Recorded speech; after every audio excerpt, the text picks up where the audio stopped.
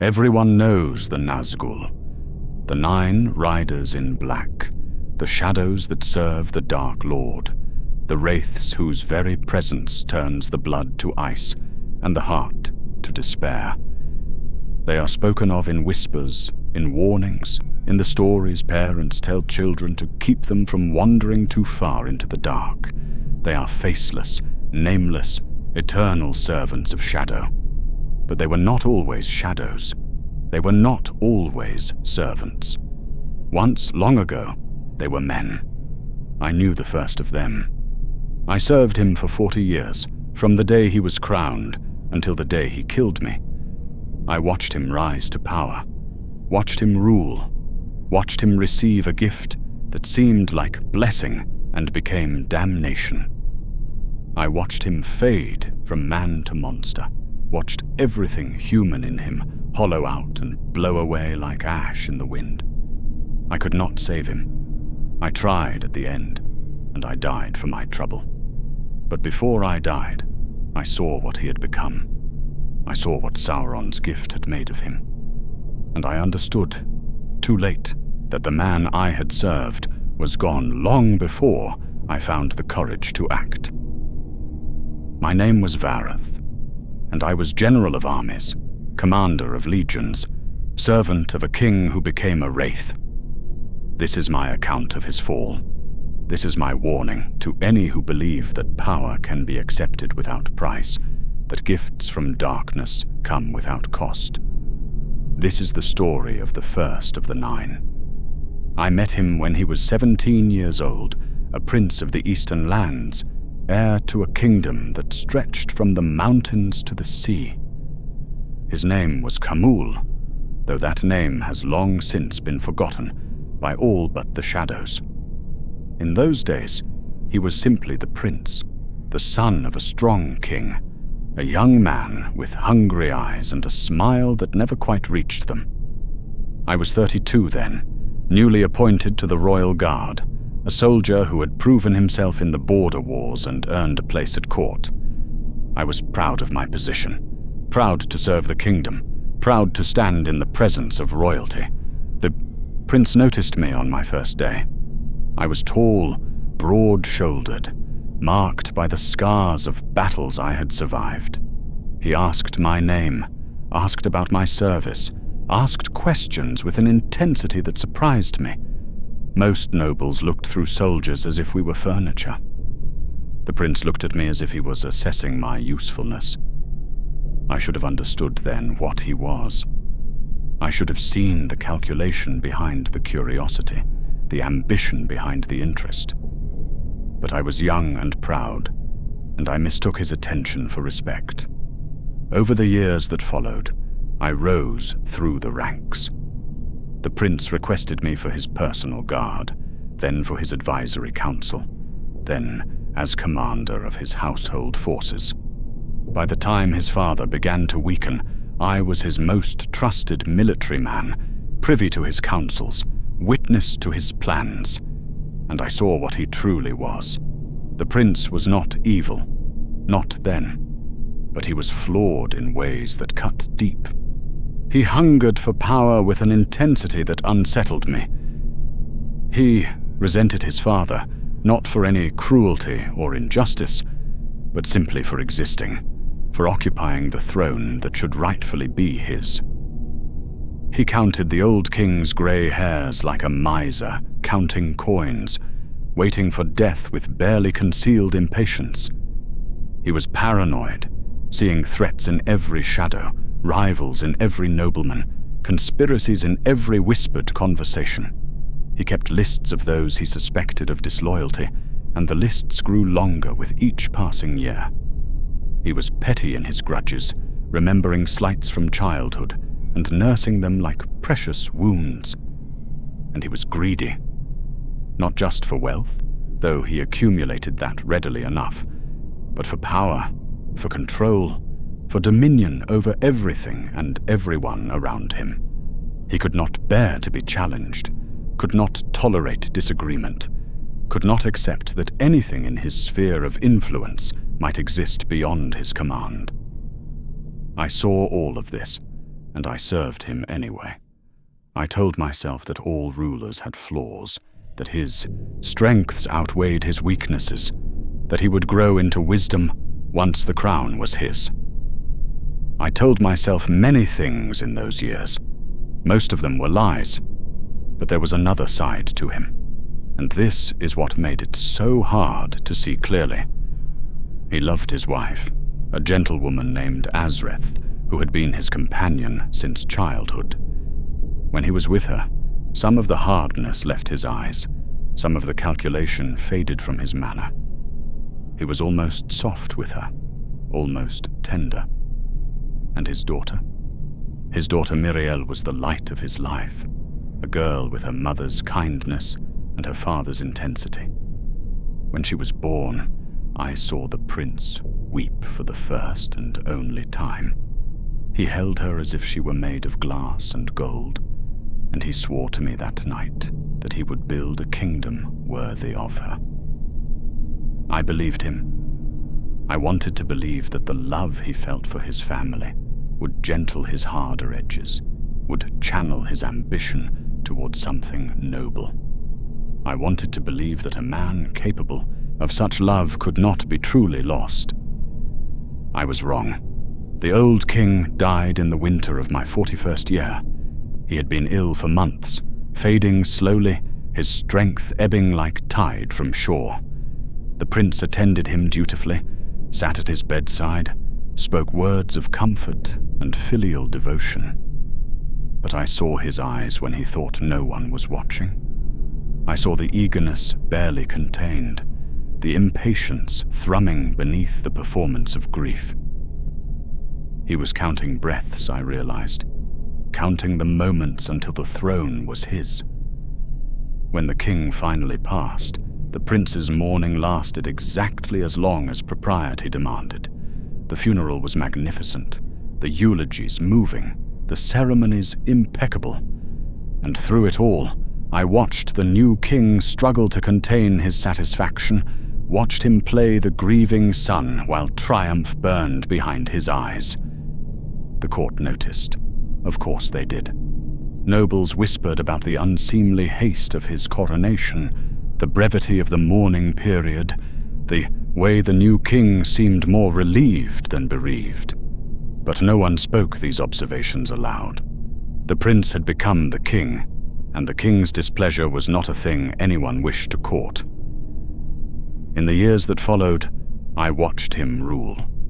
He was effective, I will grant him that. The kingdom prospered under his hand.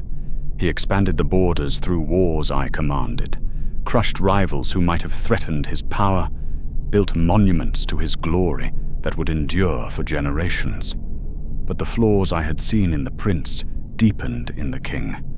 His paranoia grew worse, fed by the isolation of the throne. He saw conspiracies everywhere, ordered investigations into loyal men, executed advisors on suspicion alone. His lists of enemies grew longer, his trust grew shorter, his greed became bottomless. No conquest was enough, no tribute was sufficient, no display of submission satisfied him for long. He always wanted more, always reached for the next prize, the next territory, the next demonstration of his supreme power. And through it all I served. I commanded his armies. I conquered in his name. I told myself that I was serving the kingdom, not the man, that my loyalty was to the realm rather than the ruler. More lies, more comfortable fictions that let me sleep at night. But I noticed that even as his cruelty grew, his love for his family remained. Wraith could still gentle him. Miriel could still make him smile. When he was with them, I caught glimpses of the man he might have been, the king he could have become if the hunger in him had not been so vast. I clung to those glimpses. They were the thread I used to justify my continued service. Anatar came to us in the spring of my 53rd year. He arrived without warning, without announcement, appearing at court as if from nowhere. A tall figure, beautiful in a way that hurt to look upon, with hair like spun gold and eyes that seemed to hold the light of stars. He wore white robes and spoke with a voice like music, and when he entered the throne room, every person present fell silent. The king rose from his throne, something he never did for visitors. He descended the steps and approached Anatar as if drawn by an invisible cord, his eyes wide with wonder I had never seen in him before. I felt it too, we all did. An aura of power and wisdom, of ancient knowledge and benevolent intent. Anatar radiated trustworthiness like the sun radiates heat. You wanted to believe him. You wanted to serve him. You wanted to be close to him. But beneath the warmth, I felt something else. A wrongness I couldn't name. A cold current beneath the golden surface. My gut tightened when I looked at him, and some instinct I could not explain screamed at me that this beautiful stranger was dangerous. I said nothing. What could I have said? That I had a bad feeling? That my stomach ached when I looked at our guest? The king was already entranced, already hanging on Anatar's every word, already inviting him to stay as long as he wished. Anatar stayed for 3 months. He spoke of many things, of lore and history and the arts of crafting. He seemed to know everything, to have answers for every question, to possess wisdom beyond anything I had encountered. The king spent hours with him each day, neglecting his duties, ignoring his advisors, consumed by whatever secrets their conversations held. I watched from a distance, uneasy but unable to act. What crime had the stranger committed? What wrong could I point to? He was courteous, generous, helpful to all who approached him.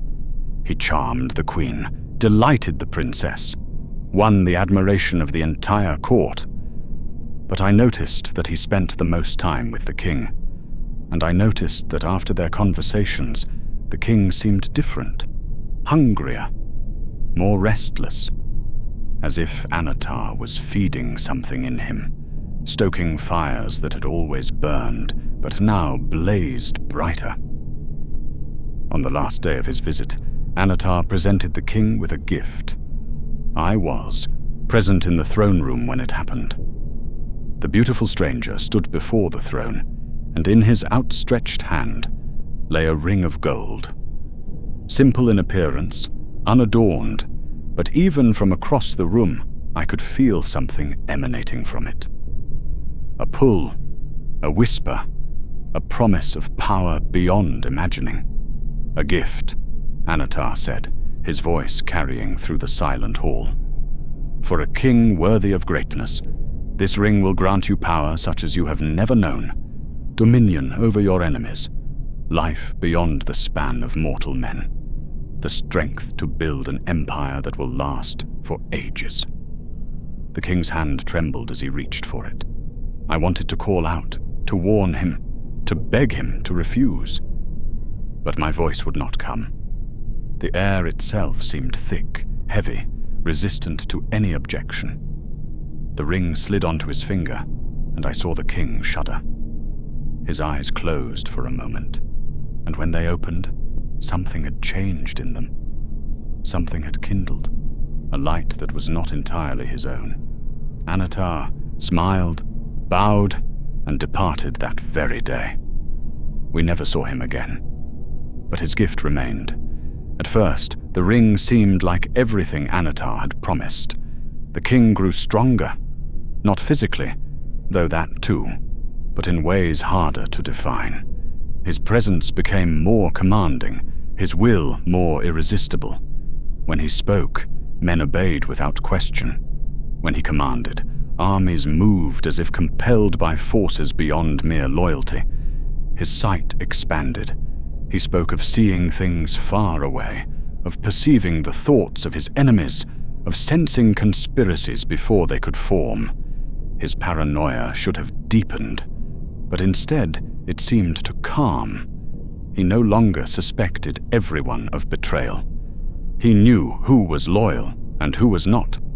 He knew everything, and he did not age. A year passed, then 2, then 5, and the grey in his hair did not spread. The lines on his face did not deepen. He remained as he had been on the day he received the ring, preserved, unchanging, while the rest of us grew older around him. The kingdom flourished. Enemies who had threatened our borders for generations were crushed utterly. Rival kingdoms sent tribute, then vassals, then their crowns. The empire the king had always dreamed of began to take shape, and at its center sat a ruler who seemed blessed by powers beyond mortal understanding. I should have been pleased. I had served this man for decades, had helped him build his power, had believed in the kingdom, if not always in the king. This was everything we had worked for, everything he had hungered for. But I was not pleased. I was afraid, because I saw the small things, the things others missed or chose to ignore. The way the king's shadow fell wrong sometimes, darker than it should have been, longer than the light warranted. The way he would stand at windows for hours, staring east, his lips moving in words I could not hear. The way his skin had begun to pale, taking on a greyish cast that no amount of sun could warm. And his eyes had always been calculating, but now they were cold in a way that had nothing to do with cruelty. They were cold like winter, like stone, like the space between stars. When he looked at me, I sometimes felt that he was looking through me, seeing something beyond the physical, assessing me in ways I could not comprehend. I told myself it was imagination, the price of long service, of too many years watching a difficult master. I told myself the ring was a gift, just as Anatar had said, and that gifts did not always come without side effects. I told myself many things. The lies were getting harder to believe. The change accelerated in the 3rd year. The king stopped eating, not gradually, not with the slow decline of appetite that sometimes accompanies age or illness. He simply stopped. I noticed it at a state banquet, watching him raise food to his lips and then lower it again, untouched, again and again throughout the evening. His plate was full when the servants cleared it. I asked him about it the next day, as gently as I could.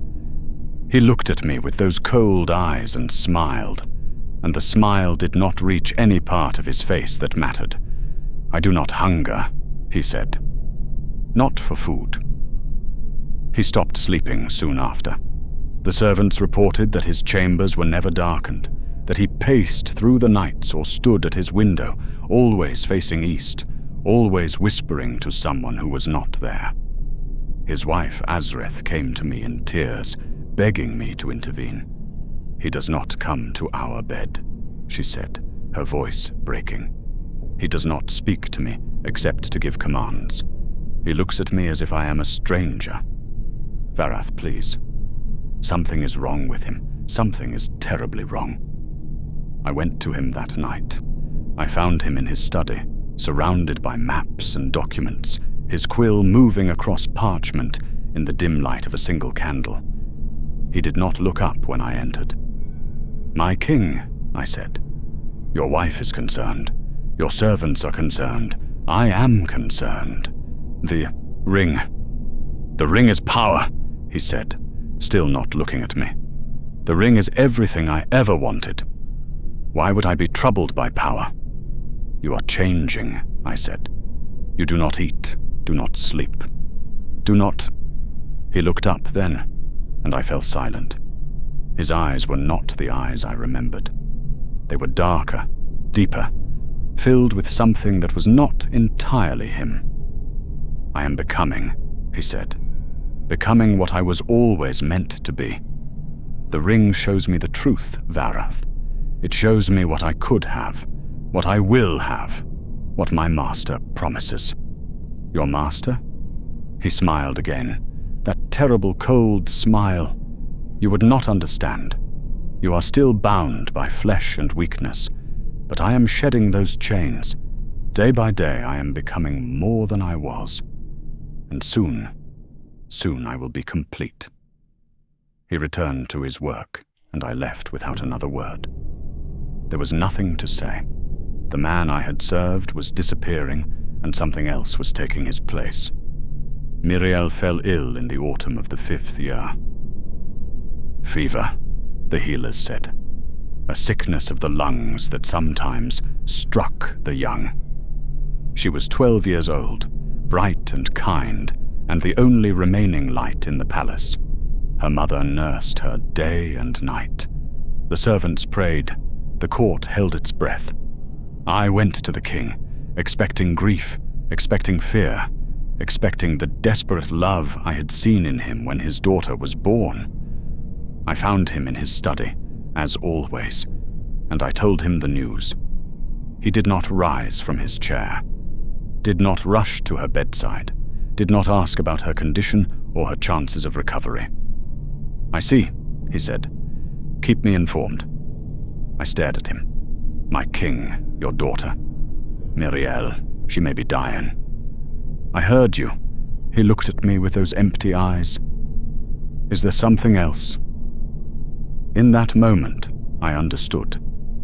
The man who had wept when his daughter was born, who had sworn to build a kingdom worthy of her, who had loved her with the only genuine warmth I had ever seen in him. That man was gone. The thing sitting before me wore his face, spoke with his voice, occupied his throne. But it was not him. The ring had taken him. Piece by piece, year by year, it had hollowed him out and filled the empty space with something else. Something cold, something dark, something that served a master far away and cared nothing for daughters or wives or any human connection. I left without speaking. I went to Miriel's chambers and sat with her through the night, holding her hand, telling her stories, doing what her father should have done. She asked for him once, in her fever, called out Papa in a voice that broke my heart. He never came.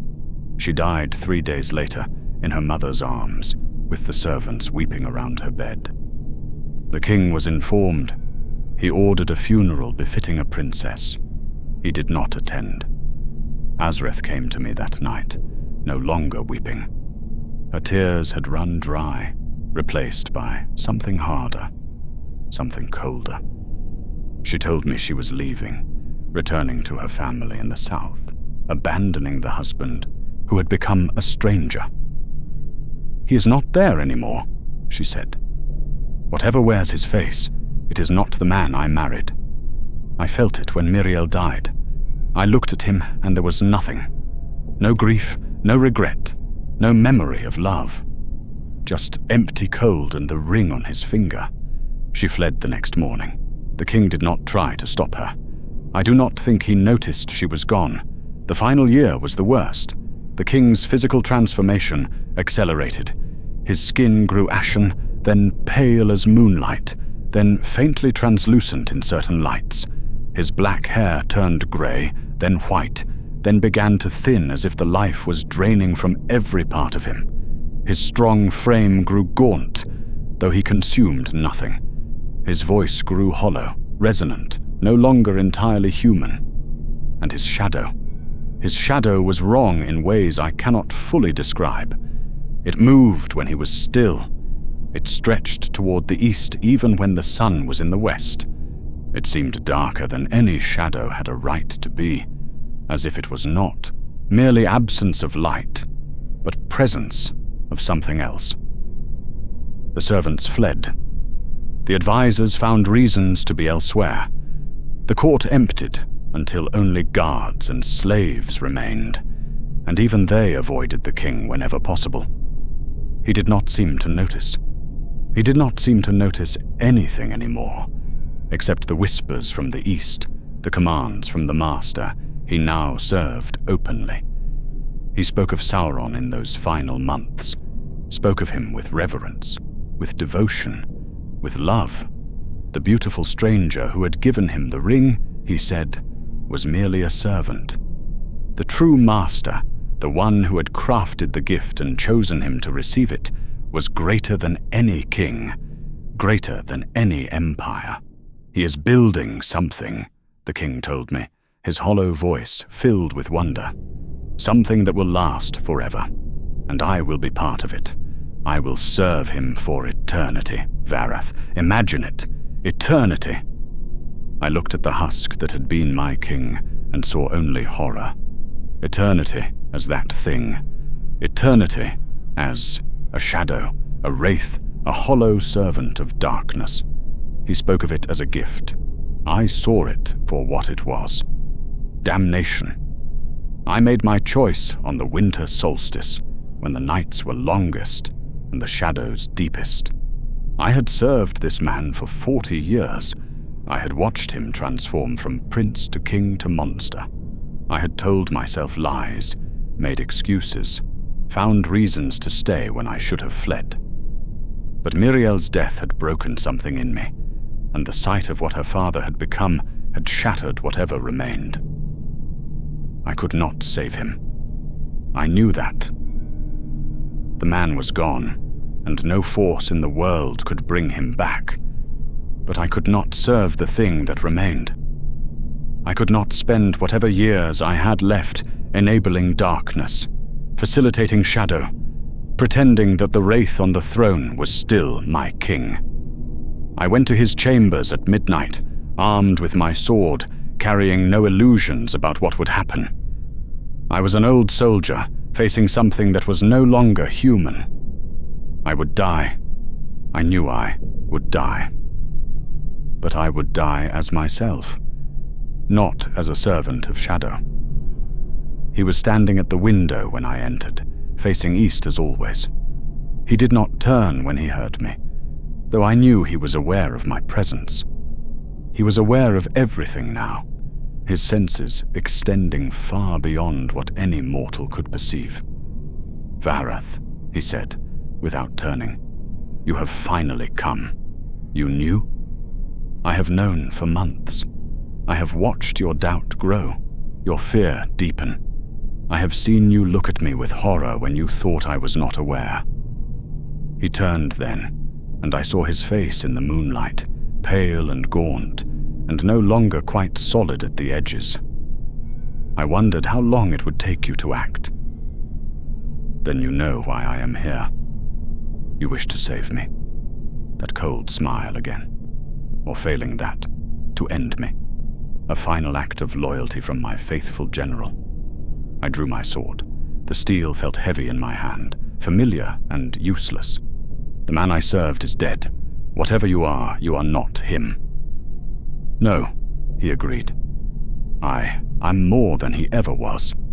I am becoming eternal, Wraith. Can you not see the glory of it? I will never die, never weaken, never fade. I will serve the great master forever, and in his service I will find purpose beyond anything this mortal life could offer. You will be a slave, a shadow. You will wear darkness like a shroud and forget that you were ever human. Yes." His eyes glittered with something that might have been joy. "Yes, exactly that. Is it not wonderful?" I attacked him then. I was still strong, still skilled, still the warrior who had commanded his armies for decades. My blade was sharp, my aim true. It did not matter. He moved like smoke, like shadow, like something that existed only partially in the world I knew. My sword passed through where he had been and struck nothing. I spun, slashed again, and he was behind me. I felt cold fingers close around my throat, cold beyond winter, cold beyond ice, cold like the void between stars. "Faithful Wraith," he whispered, his breath freezing against my ear. "I did value you once, you know. Before I understood what value truly meant. before I learned that loyalty and love and all the things men treasure are just chains to be shed. I could not speak, could not breathe, could only look into those empty eyes and see nothing, nothing at all, not even a memory of the man I had served. "Thank you," he said, "for your service, for your doubt, for giving me this final proof that I am beyond what I was. I feel nothing, Wraith. Not anger, not regret, not triumph, nothing at all. And that is how I know the transformation is almost complete." He tightened his grip, and I felt my life ending. Felt the darkness closing in, the cold spreading through my chest, the final moments of awareness slipping away. The last thing I saw was his face, pale and fading, almost translucent in the moonlight. His edges blurring, his form becoming less solid, as if he was gradually ceasing to exist in the physical world at all. He was not, yet fully a wraith, but he was close, so very close. And I understood, in that final moment, that I had never had any chance of saving him, that he had been lost from the moment he accepted the ring, perhaps from long before, that the hunger in him, the greed, the endless grasping for power, had made him perfect prey for the shadow that now claimed him. I died on the floor of his chambers, 40 years of service, ending in a cold grip and colder eyes. I died, and the world went dark. I do not know how I am able to tell this story. I do not know what existence remains to me, or for how long, or why I linger when I should be gone. Perhaps the shadow that took my king leaves traces. Perhaps those who die by such hands are not entirely freed. Perhaps I am meant to witness, to remember, to warn. I know only that I have seen what comes after. Seen from somewhere beyond life the completion of his transformation. Seen the last traces of flesh fade into shadow. Seen the wraith he became, the first of the nine, take his place at Sauron's side. He wears black robes now to give his emptiness shape. He rides beasts of shadow and brings terror wherever he goes. He has forgotten his name, his kingdom, his wife who fled, and his daughter who died. He has forgotten me. He is eternal, as he wished, eternal and empty and enslaved. The ring gave him everything he wanted, and it took everything he was. I do not know if the other 8 have fallen yet, or when they will. I know only that they will, one by one, each according to their weakness and the evil that was always in them. The rings will find the cracks in their souls and widen them until nothing remains but shadow. And Sauron will have his servants, his 9, his wraiths. They were men once. I knew the first. I served him, failed him, died trying to reach whatever remained of his humanity. There was nothing left to reach. If you hear this warning, if these words somehow reach the living, know this. There is no gift without price. There is no power without cost. And there are shadows in the east that hunger for souls, that offer everything and take even more. The first Nazgul was a man I knew, a man I served, a man who loved his daughter and dreamed of glory and never understood that the hunger in him was a door waiting to be opened. Sauron opened it, and what walked through was darkness. Remember that.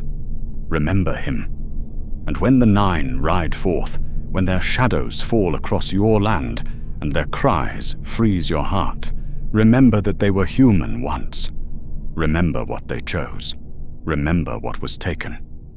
And pray that you never face the same choice.